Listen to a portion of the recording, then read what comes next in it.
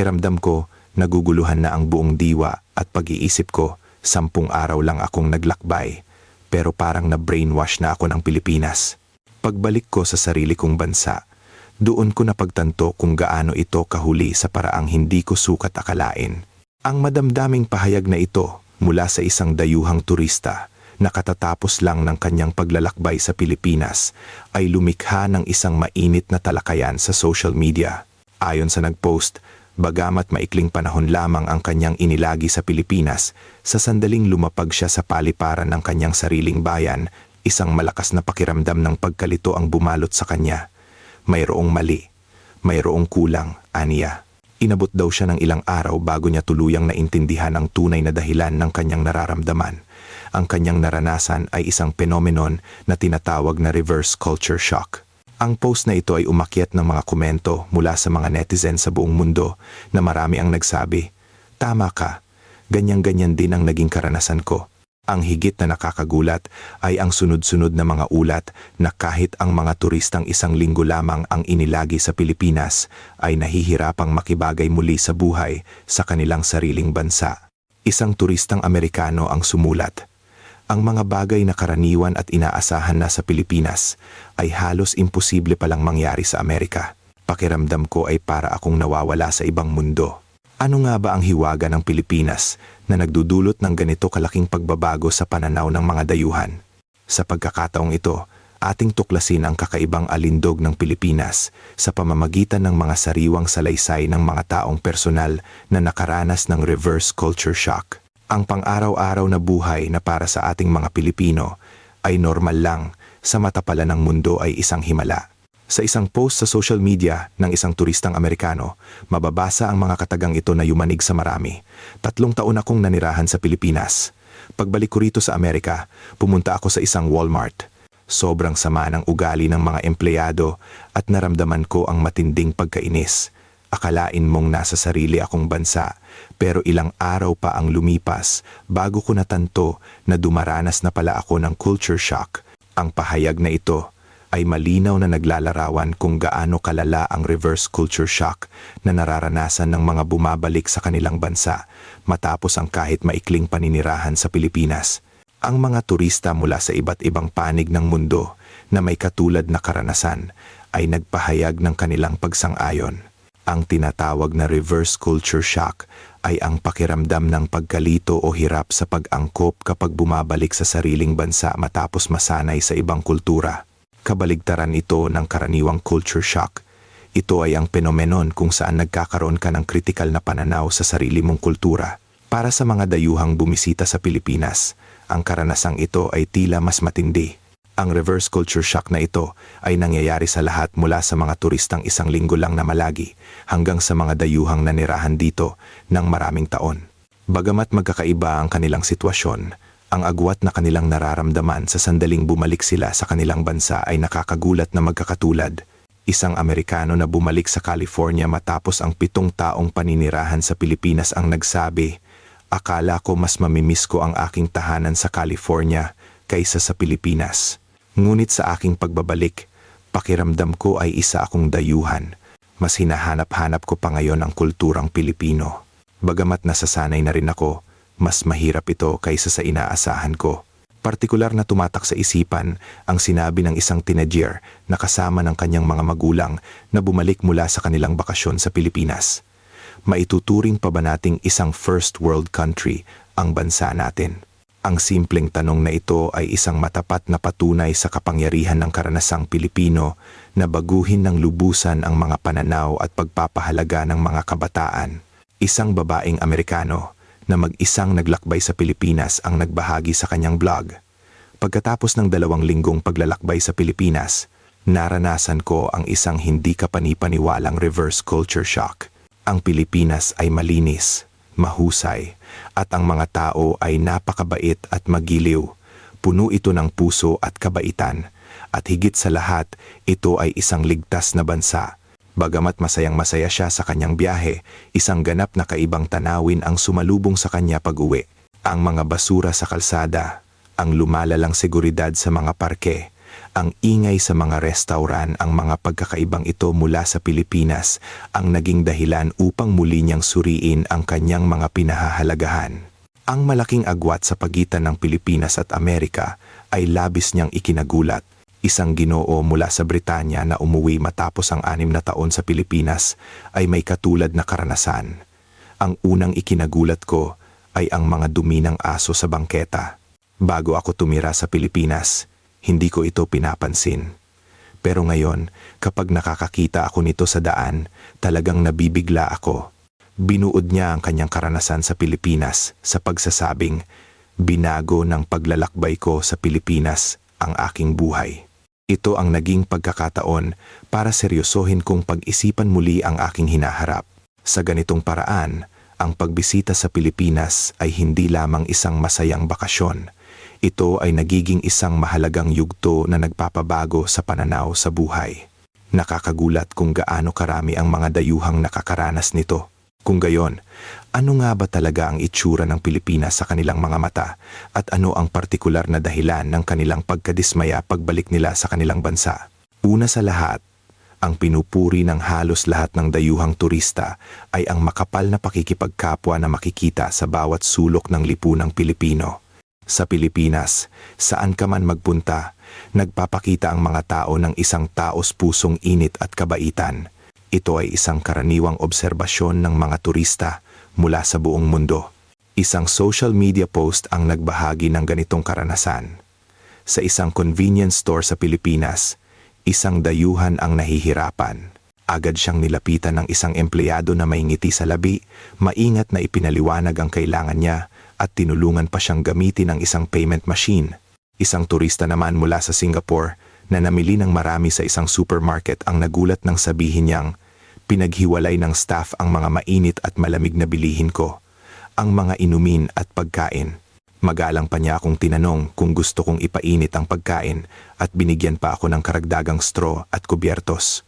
Lubos akong namangha sa ganitong antas ng pag-aasikaso. Ang serbisyo sa Pilipinas ay talagang kakaiba at puno ng puso.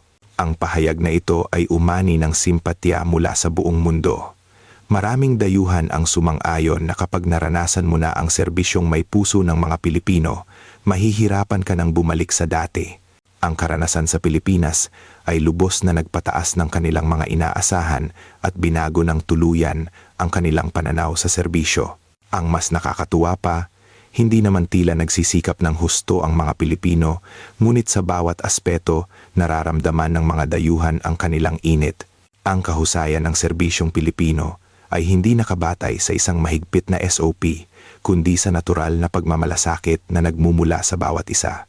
Sa mata ng mga dayuhan, ito ay parang isang likas na pag-uugali na nakasanayan na sa kultura at lipunan. Sa pamimili sa mall, pag-check-in sa hotel, pagkain sa mga karinderya o pagsakay ng taxi, ang mga dayuhang turista ay napapahanga sa walang kapantay na pag-aasikaso. Sa blog ng isang turista, inilarawan niya ang kanyang karanasan sa pamimili sa isang department store sa Bonifacio Global City, BGC, bilang isang kaligayahan at nakakataba ng puso na binabanggit ang magiliw ng ngiti ng mga sales lady, ang pag-abot ng sukli gamit ang 2 kamay, at ang taos-pusong, "Salamat po, balik po kayo." Higit pa rito, ang diwa ng pagtulong ng mga Pilipino ay hindi lamang para sa customer satisfaction. Ito ay malalim na nakaugat bilang isang halaga ng buong lipunan. Ang impresyong ito ay ibinabahagi ng maraming dayuhan. Ngunit ang kabutihang loob ng mga Pilipino ay hindi lamang sa mga establishmento.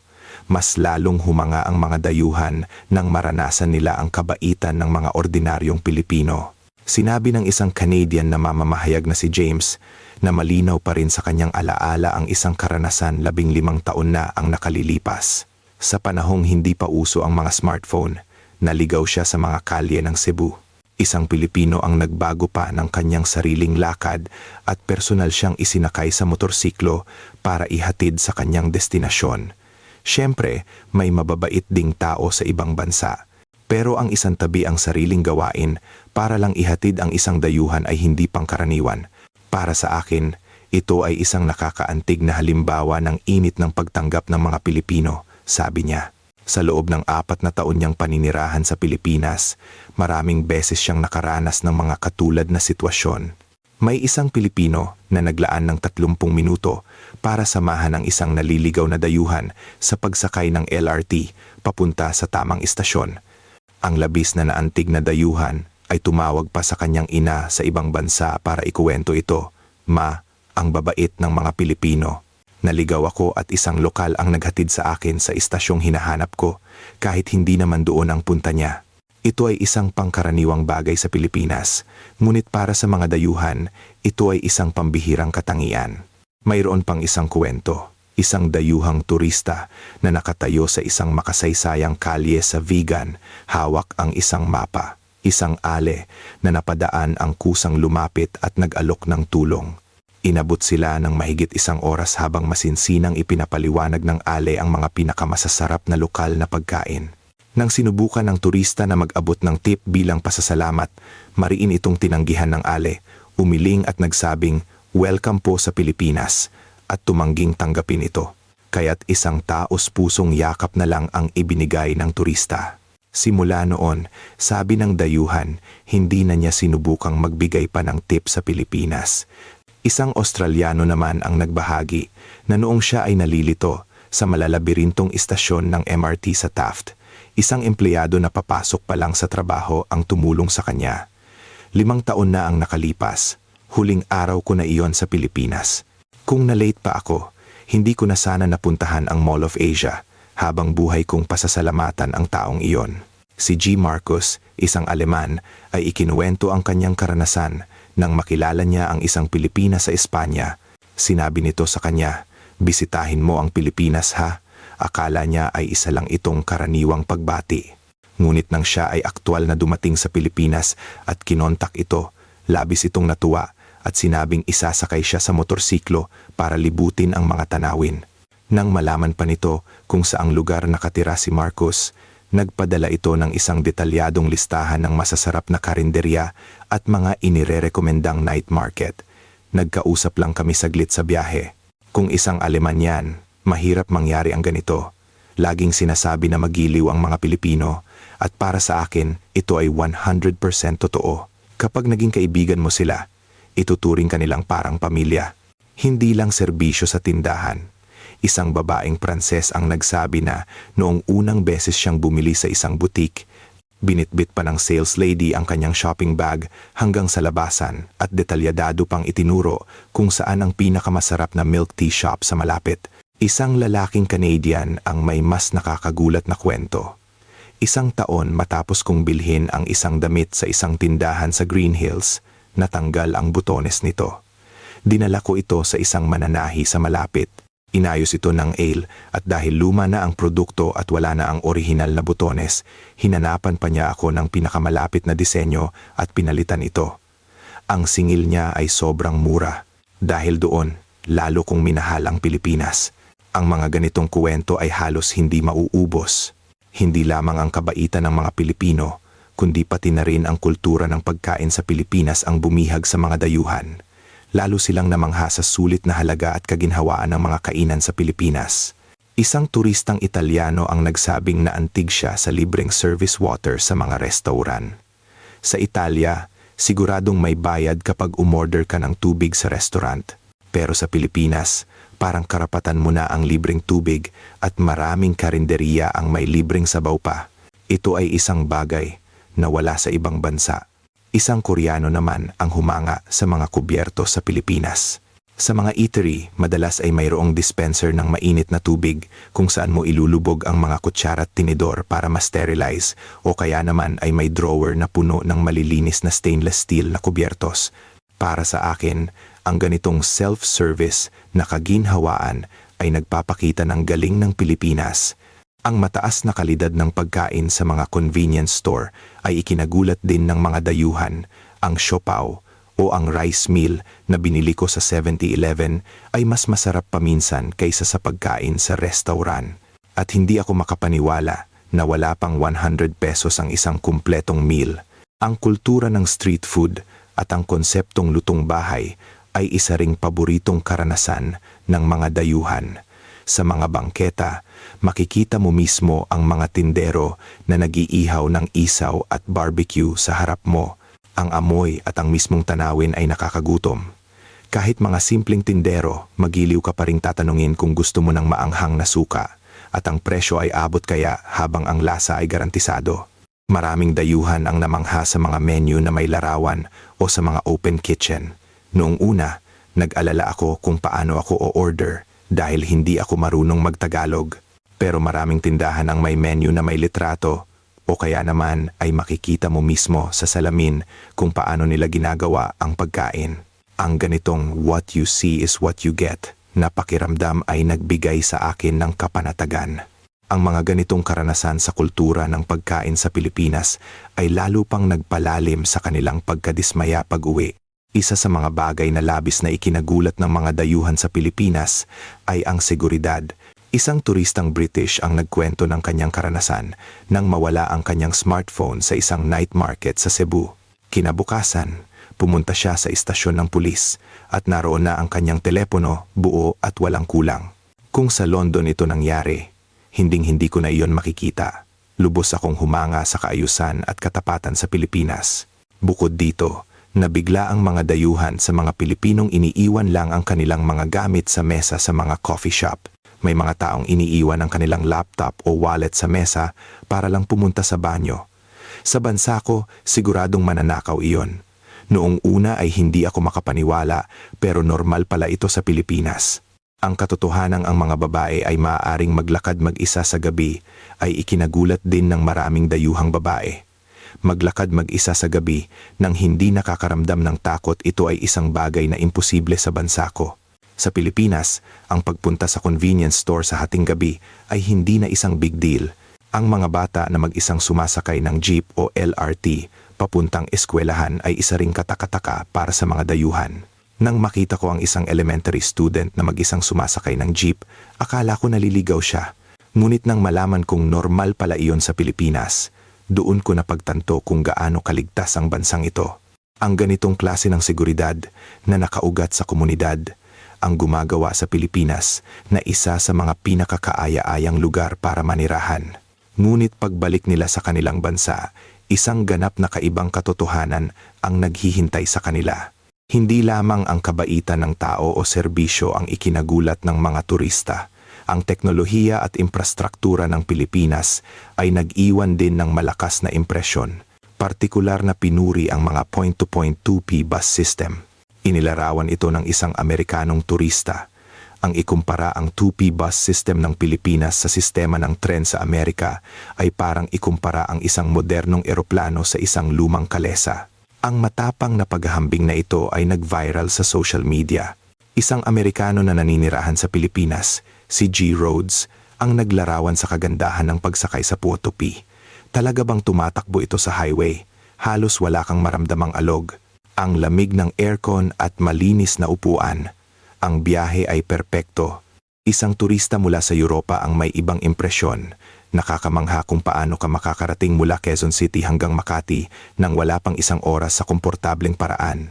Ginagawang posible nito ang pamumuhay at pagtatrabaho sa magkaibang lungsod. Bukod dito, ang kahusayan, kalinisan, at kaayusan ng mga mall at ng kanilang mga pasilidad ay nag-iwan din ng malalim na marka. Isang British travel magazine ang may ganitong paglalarawan. Sa mga subway sa London, normal na makakita ng daga at basura. Ngunit sa mga mall sa Pilipinas, ang sahig ay sobrang kintab na parang salamin. Ang mga CR ay laging malinis at may libreng tissue at sabon. Mas lalo pang humanga ang mga dayuhan sa disiplina at paggalang sa loob ng mga pampublikong lugar.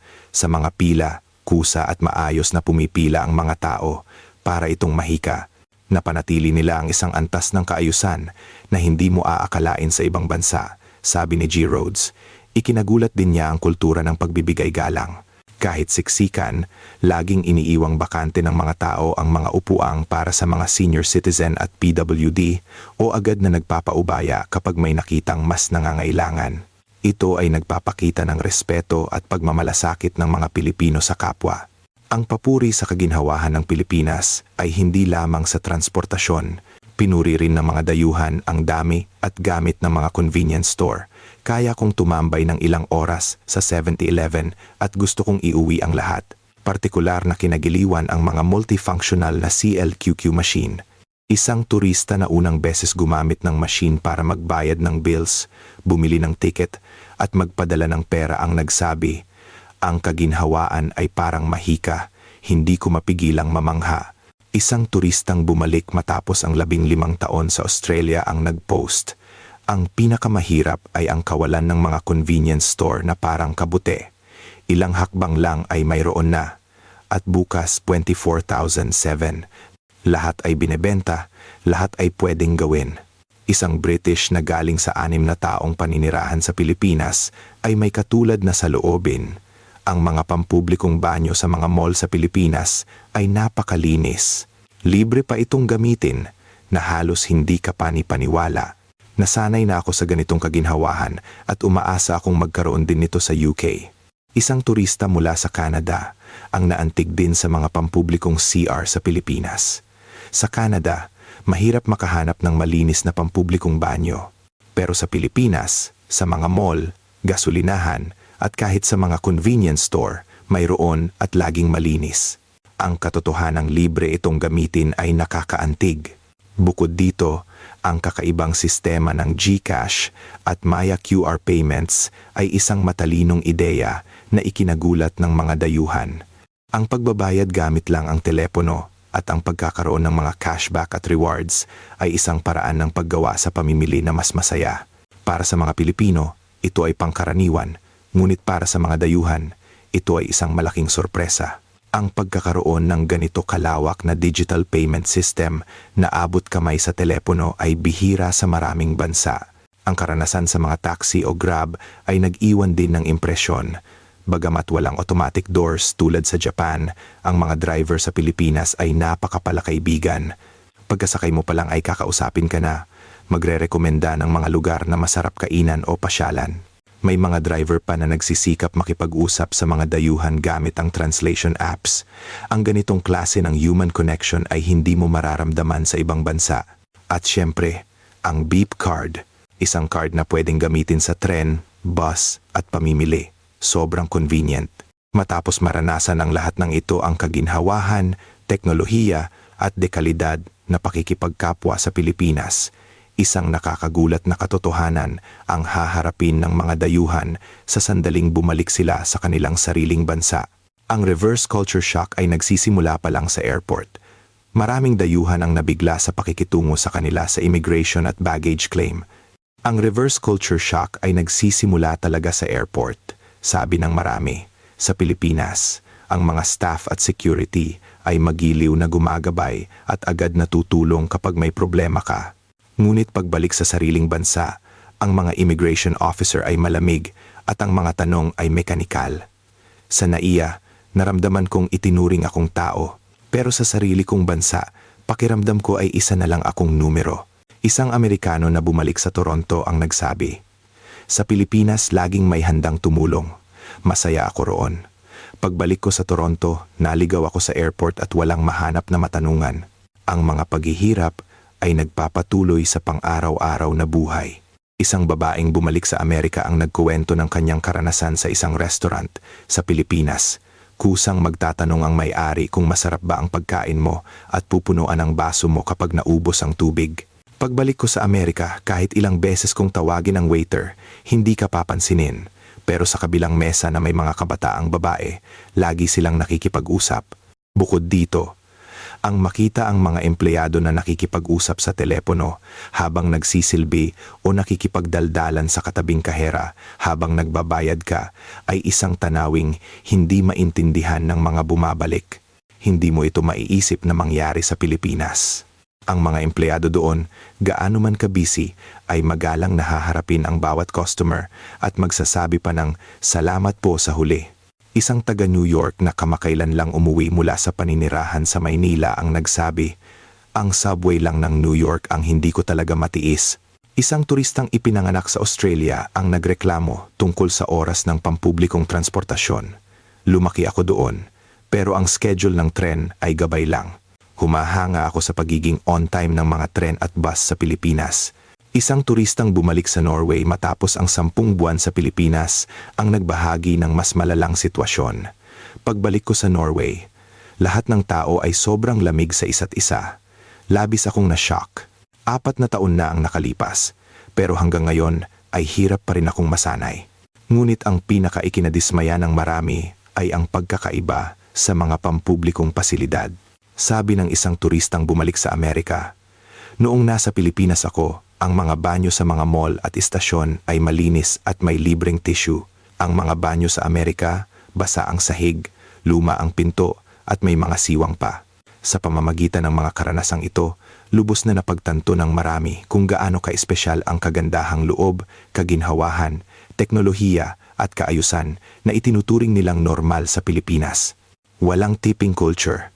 Pero bakit napakainit ng serbisyo sa Pilipinas? Ito ang tanong na nagsisimulang bumagabag sa isipan ng maraming bumabalik na dayuhan.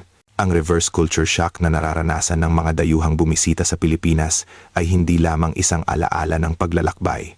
Ito ay isang patunay kung gaano ka-espesyal ang Pilipinas sa mundo. Sa halos 200 na bansa sa mundo, walang ibang bansa ang kayang pagsamahin ang init ng pakikipagkapwa, kaginhawahan at seguridad sa ganito kataas na antas. Paulit-ulit na itinatampok ng mga dayuhang media ang Pilipinas bilang pinakamagiliw na bansa, isa sa mga pinaka-convenient na bansa at isang paraiso ng pagkain. Ang pagkadismaya na nararamdaman ng mga dayuhan pag-uwi ay dahil naranasan nila ang isang espesyal na karanasan na sa Pilipinas lamang matatagpuan. Sa maraming bansa, kailangan mong magbayad ng malaking tip para makakuha ng dekalidad na serbisyo. Ngunit sa Pilipinas, hindi mo ito kailangan para maranasan ang serbisyong may puso. Ang pagpapahalaga sa kapwa, ang paghahangad sa kaginhawahan, ang pagiging bukas sa iba, ang init ng pagtanggap, at ang kasipagan ng mga bertud na ito ay buhay na buhay sa bawat sulok ng lipunang Pilipino. Ang buhay na hinahangaan ng mga tao sa buong mundo ay narito sa Pilipinas. Ang lumaki at mamuhay araw-araw sa kulturang ito ay isang hindi mapapantayang biyaya. Tayo ay naninirahan sa isang bansa na kinaiinggitan ng mundo. Mula sa kaibuturan ng ating mga puso, ipagmalaki natin ang ating pagiging Pilipino at ang ating napakagandang bansa